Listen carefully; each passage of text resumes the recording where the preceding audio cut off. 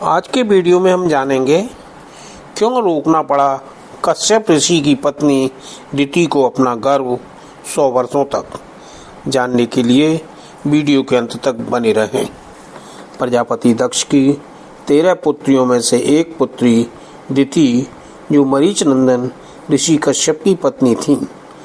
एक समय कश्यप जी खीर की आहुतियों द्वारा अग्नि जिह्वा भगवान यज्ञपति की आराधना कर सूर्यास्त का समय जान अग्निशाला में ध्यानस्थ होकर बैठे थे।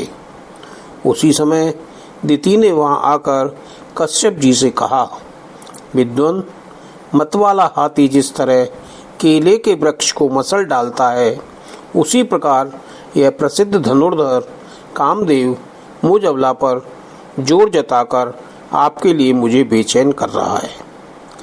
जिनके गर्भ से आप जैसा पुत्र उत्पन्न होता है, वे स्त्रियां अपने पतियों से सम्मानिता समझी जाती हैं। अतः मंगल मूर्ति कमल नयन, आप मेरी इच्छा पूर्ण कीजिए, क्योंकि हे महत्तम, आप जैसे महापुरुषों के पास दीन जनों का आना निष्फल नहीं होता।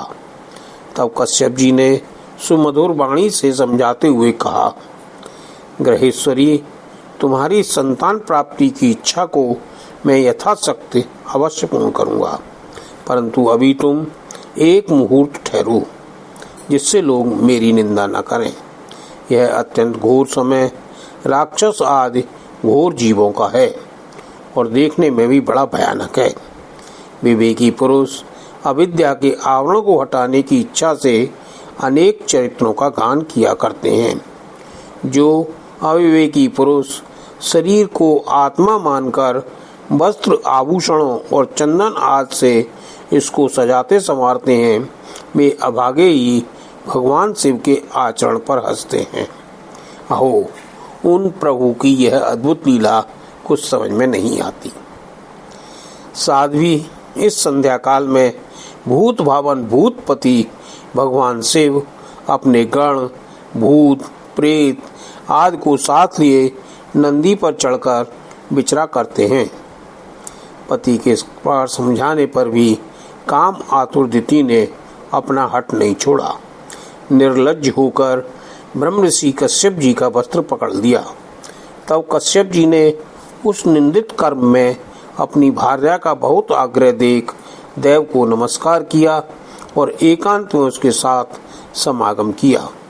फिर जल में स्नान कर प्राण और वाणी का संयम करके विशुद्ध ज्योतिर्मय सनातन ब्रह्म का ध्यान करते हुए उसी का जप करने लगे।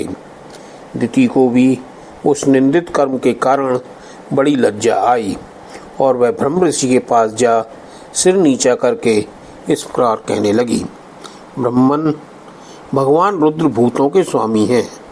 मैंने उनका अपराध किया है, किंतु वे भूत श्रेष्ठ मेरे इस गर्व को नष्ट न करें। मैं भक्त वांछा कल्पतरु उग्र एवं रुद्र रूप महादेव को नमस्कार करती हूँ। वे सतीपति तो मेरे बहनोई हैं और परम कृपालु हैं, अतः वे मुझ पर प्रसन्न हों। प्रजापति कश्यप ने सायंकालीन संध्या वंदन आदि कर्म से निवृत्त होने पर देखा कि दिति थरथर कांपती हुई अपनी संतान की लौकिक और पारलौकिक उन्नति के लिए प्रार्थना कर रही है। तब उन्होंने उससे कहा, तुम्हारा चित्त काम वासना से मलिन था, वह समय भी ठीक नहीं था और तुमने मेरी बात भी नहीं मानी और देवताओं की भी अवहेलना की। इसलिए तुम्हारी कोख से 2 बड़े ही अमंगलमय और अधम पुत्र पैदा होंगे। वे बार बार संपूर्ण लोक और लोकपालों को अपने अत्याचारों से रुलाएंगे। जब उनके हाथों से बहुत से निरपराध और दीन प्राणी मारे जाने लगेंगे, स्त्रियों पर अत्याचार होने लगेंगे और महात्माओं को क्षुब्ध किया जाने लगेगा, उस समय संपूर्ण लोगों की रक्षा करने वाले श्री जगदीश्वर कुपित होकर अवतार लेंगे और इंद्र जैसे पर्वतों का दमन करता है, उसी प्रकार उनका वध करेंगे।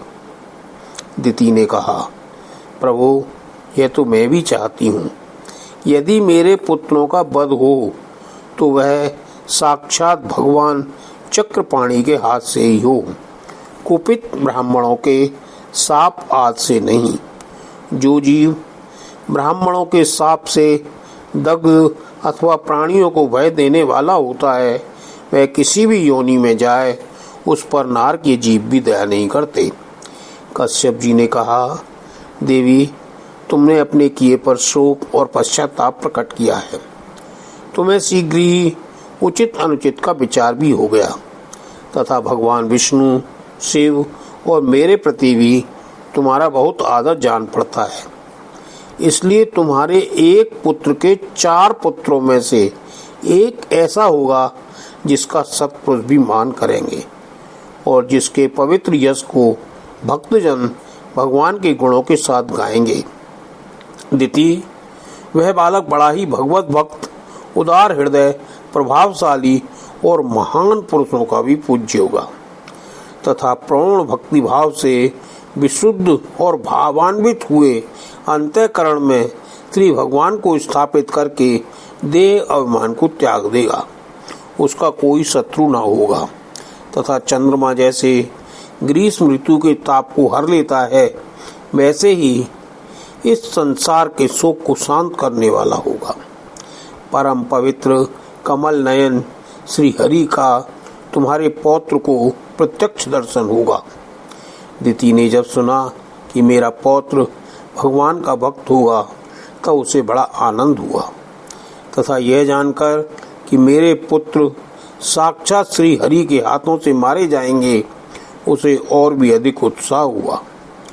दिति को अपने पुत्रों से देवताओं को कष्ट पहुंचने की आशंका थी, इसलिए उसने दूसरों के तेज का नाश करने वाले उस कश्यप जी के तेज को 100 वर्षों तक अपने उदर में ही रखा। उस गर्भस्थ तेज से ही लोकों में सूर्य आदि का प्रकाश क्षीण होने लगा तथा इंद्रिय आदि लोकपाल भी तेजोहीन हो गए। तब उन्होंने ब्रह्मा जी के पास जाकर कहा कि सब दिशाओं में अंधकार के कारण बड़ी अव्यवस्था हो रही है। इस अंधकार के कारण दिन रात का विभाग अस्पष्ट हो जाने से लोगों के सारे कर्म लुप्त होते जा रहे हैं, जिससे वे दुखी हो रहे हैं। उनका कल्याण कीजिए और हम शरणागतों की ओर अपनी दया दृष्टि निहारिए। देव, आग जिस तरह ईंधन में पड़कर बढ़ती रहती है, उसी प्रकार कश्यप जी के तेज से स्थापित हुआ यह दिति का गर्भ सारी दिशाओं को अंधकारमय करता हुआ और भी बढ़ रहा है।